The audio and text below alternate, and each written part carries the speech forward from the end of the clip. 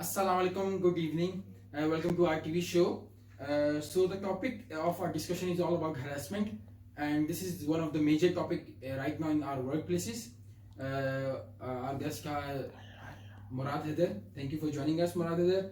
And we have three live callers: Amna Nazir, Bushra Kausar, and Tanveer Hussain. Thank you for joining us. So the topic we are discussing is that in the workplace, everyone, regardless of gender, should be treated with equality, dignity, and respect. Consequently, workplace harassment of any kind should not be tolerated. A research was conducted in 2008. It was about that almost of the 50% of the female employees have faced this issue, and same results are generated from the Asian countries. The only difference is that European countries can talk and report about the incident which incidents are faced by them. But like Asian countries like Pakistan, like us, like Indian countries, Bangladeshi countries, people don't people basically they don't talk. They basically don't talk about these things, and they don't report about these things because of their norms and values in societies. So my first question is from Amna Nazir. Thank you for having here. The question is that from you is that the countries like Pakistan, India, and Bangladesh, here my why females staff don't report and talk about these issues whenever they face it.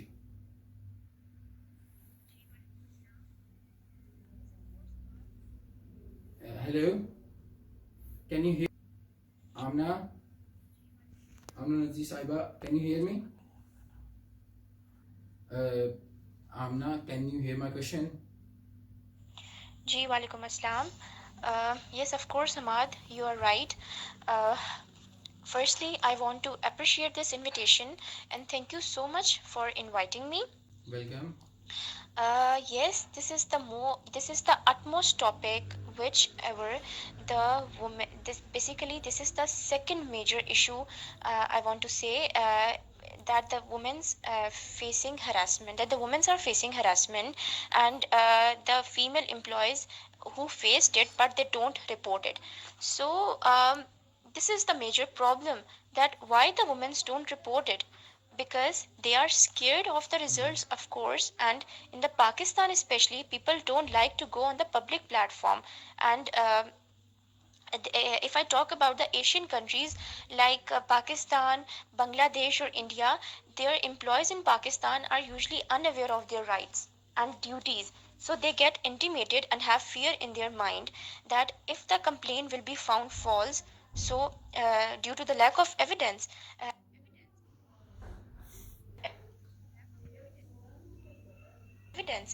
against the culprit, so what will happen next? Those women there will be the fear in their mind, so they don't speak up against they don't speak up against the culprit and for their rights, so they remain silent, or they ignore that all experience that what was happened to them. So yes, Ahmad, as you said that that the Asian women who speak up for their rights, that what was happened, that if something was if something was happened like against the women's or the if some like if the European women were harassed, so they speak up for their rights and they punish the culprits. But the Pakistani or Indian or Bangladeshi women, they don't report because of their norms, values, because the norm values are different from the Europe, like the norms and societies are very different in Pakistan and very different in Europe. So yes, of course. If I talk about the 2 3 weeks before, I was listening some interview in which the woman who worked at the Fox said that she didn't complain to human resource because she feared that she would be fired. So basically, this is the extreme level, and some don't report a problem because they don't think their experience qualifies as illegal harassment. Yes, Or yes, agree. analysis of the 55 representative surveys, like I'm telling you actually the uh, like a very important survey, and 55 representative surveys found that about the 25% of women report having the experienced personal harassment, but when they are asked about the specific behaviors like the inappropriate touching or pressure for the for their personal favors, so they don't so they are uncomfortable to share each and every experience with them, so in front of whole public. So this is the most important reason. And number second is facing fear of facing embarrassment or shamed at being harassed. Or number third is the psychological fear of being attacked by the culprit again for speaking up about their harassment. Number fourth, the fear of being called a liar if the harassment cannot be proved. So, if there was a woman, like अगर एक woman ने हिम्मत कर ही ली है media के सामने आने की, तो like if the woman, so Thank the you very woman. much, Amna, for your time, for your discussion, for giving me your viewpoint. Thank you very much. Okay. Now my question is from Murad Hadar. Is that what do you think, Murad Hadar? What is the main cause of this issue? That how stakeholders are being treated in their workplaces? What is your viewpoint? Give us some review on this question. Assalamu alaikum. Well, Mr. Hamad Khan, the thing is that I would like to share is that people who are facing this issue, they don't have any awareness or any knowledge that how to deal with the situation or how to tackle the situation whenever this situation occurs, or when a female staff um, have faced this issue. The thing is that there are some institutions and most of the NGOs who are working to raise awareness, uh, so that female staff feel safe while working in any organization or in any institution. First of all, I would like to mention one institution while conducting a research of my. So, Mr. Ahmad Khan, what I was saying is that while conducting a research about this issue, I would like to mention one of the NGOs who is working very efficiently and who is raising awareness in the female society, in the female group, that how to deal with the situation. One of the NGOs I would like to mention is that Asha, a hope to root out harassment, especially in the workplace. Then this NGO claims that to claims aims. This NGO have an aim, like many other such NGOs in Pakistan, is to raise awareness in the issue of harassment and assist the government and the private sector in the creation of a society free, where there is no such issue occurred, or no such issue have been faced by the female. This kind of society they are willing to create, and they have a mission and they aims to create such an issue. Secondly, I would like to I would like to mention one of the incident which have happened earlier in one of the top bank. I would like to mention is that Faisal Bank. The female worker have been harassed in an inappropriate way. Due to that incident, one of the stakeholder or components have been affected, and this indicates that people or employees, whether it's a male or female, they don't feel safe while working in that particular environment. So what will happen? Automatically they will try to leave the organization, or they will try to work in a place where they will feel safe. Automatically their productivity will increase, they will not come to the organization, their work will be delayed. I